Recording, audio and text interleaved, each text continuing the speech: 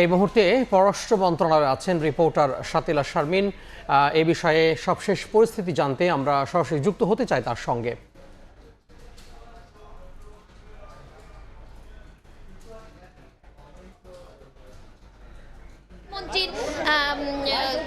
পররাষ্ট্রমন্ত্রী আসলে গণমাধ্যমের সঙ্গে কিছু বলেন কিনা। আমরা জানি যে প্রধানমন্ত্রী উপদেষ্টা জাহিদুর রহমান দিল্লি থেকে ফেরত এসেছেন এবং অসৌজন্যমূলক করা সেই বিষয়ে আসলে আমরা পররাষ্ট্রমন্ত্রীর আসলে বাংলাদেশ সরকারের প্রতিক্রিয়াটা কি এ বিষয়ে।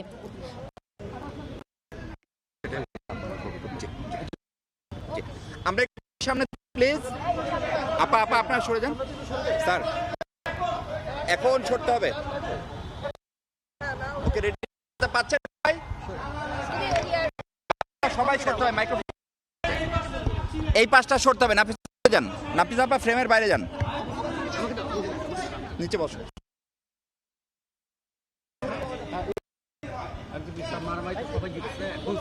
সরেন, রেডি, এবার রেডি, বসেন। এই ফটোগ্রাফার বসেন, যাই। স্যার, আপনি জানেন আমাদের প্রধানমন্ত্রীর উপদেষ্টা ডাক্তার জাহিদুর রহমানের সঙ্গে একটা অনাকাঙ্ক্ষিত ঘটনা ঘটেছে দিল্লি এয়ারপোর্টে। সেই বিষয়ে সরকারের বা পররাষ্ট্রমন্ত্রীর অবস্থানটা আমরা জানতে চাই শুধু।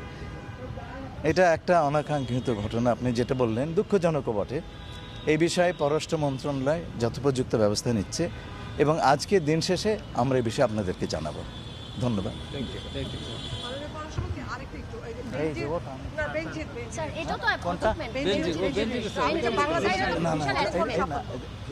ওইটা সাফল্য স্বরাষ্ট্র মন্ত্রণালয়কে বলবো।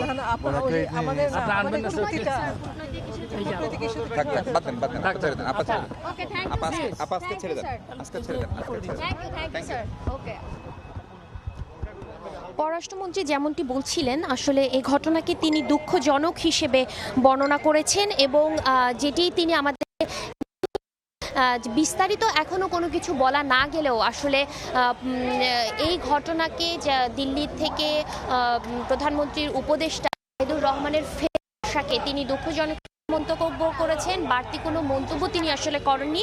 অনেকগুলো প্রশ্ন ছিল গণমাধ্যম কর্মীদের তার কাছে যে বাংলাদেশের পক্ষ থেকে আসলে কি ধরনের পদক্ষেপ নেওয়া হবে, এই ঘটনা আসলে বাংলাদেশ কি ধরনের প্রতিক্রিয়া জানাবে, এই বিষয়গুলো তিনি জানিয়েছেন যে কূটনৈতিক মহলে এই বিষয়ে আসলে তারা পরবর্তীতে কি ধরনের পদক্ষেপ নেওয়া হচ্ছে সেটি জানাবেন এবং এই ঘটনাকে তিনি দুঃখজনক হিসেবে মন্তব্য করেছেন। এর আগে বলে রাখতে চাই যে জাহিদুর রহমানকে দিল্লি এয়ারপোর্টে অর্থাৎ ইন্ডিয়ান ওশেন রিম সম্মেলনে যোগদানের জন্য তিনি যখন দিল্লিতে যান তখন অনাকাঙ্ক্ষিত পরিস্থিতির মুখোমুখি হতে হয় এবং পরবর্তীতে ভারতীয় কর্তৃপক্ষ তাকে প্রোটোকল দিয়ে দিল্লিতে প্রবেশের অনুরোধ জানালেও তিনি আসলে প্রবেশ করেননি এবং তিনি এই ঘটনাকে অপ্রত্যাশিত এবং অনাকাঙ্ক্ষিত বলে আসলে প্রতিবাদ জানিয়ে তিনি তখনই আরেকটি দেশের মাধ্যমে আসলে বাংলাদেশে চলে এসেছেন।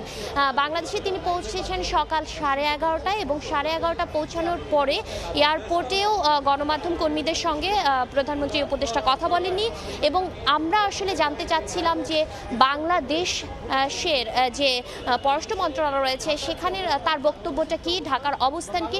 সেই জায়গা থেকে আসলে যতদূর আমরা জানতে পারলাম যে পররাষ্ট্রমন্ত্রী এটাকে দুঃখজনক হিসেবে বর্ণনা করলেন। খলিলুর রহমান জানিয়েছেন যে কূটনৈতিকভাবে আসলে এটার কি পদক্ষেপ নেওয়া হবে তা আসলে পরবর্তীতে জানানো হবে।